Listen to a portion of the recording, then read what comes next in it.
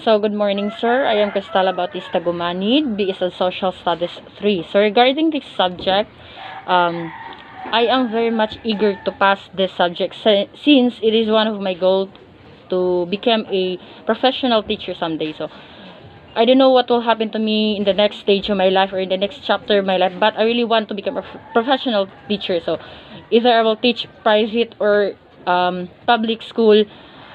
What is important to me is that I can teach. I can show my passion to my students sooner or later.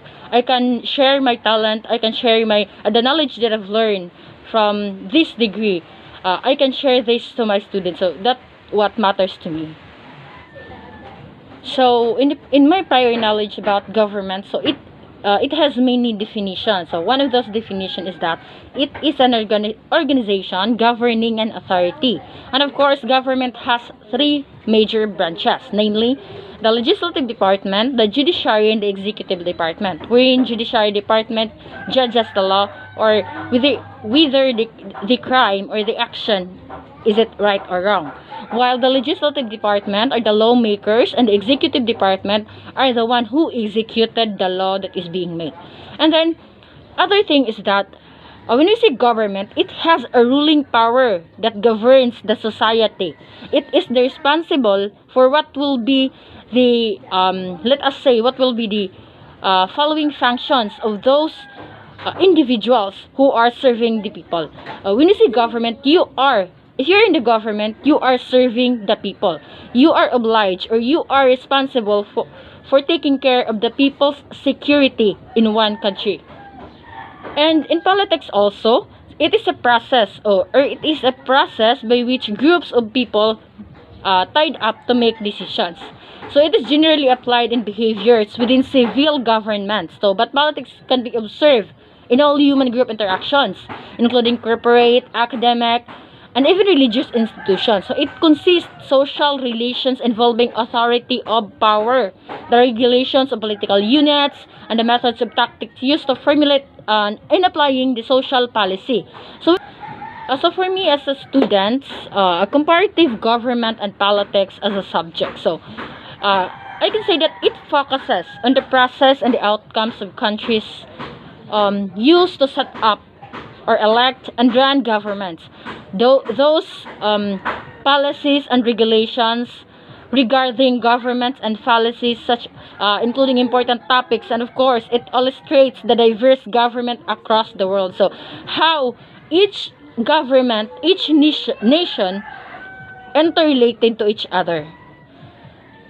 So it may introduces concerns of the citizen, issues in the society that needs to solve, how you rule, and what should be the things that be done to provide such solutions, how a leader should be, and what a leader should be.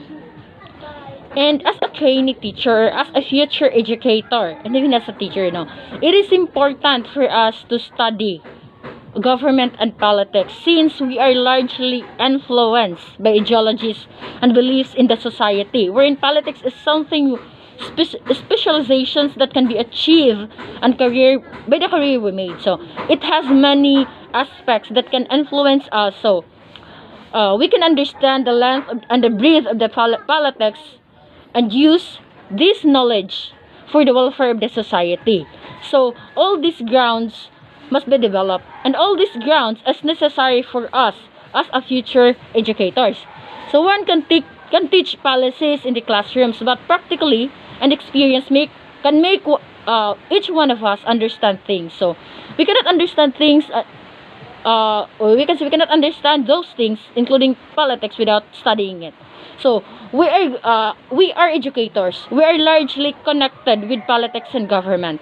We are teaching, and what makes us alive is the government, the students. So in other words, we are interconnected to each other. So it is much better for us to study, or it is necessary. Yeah, it is necessary for us to study politics and government.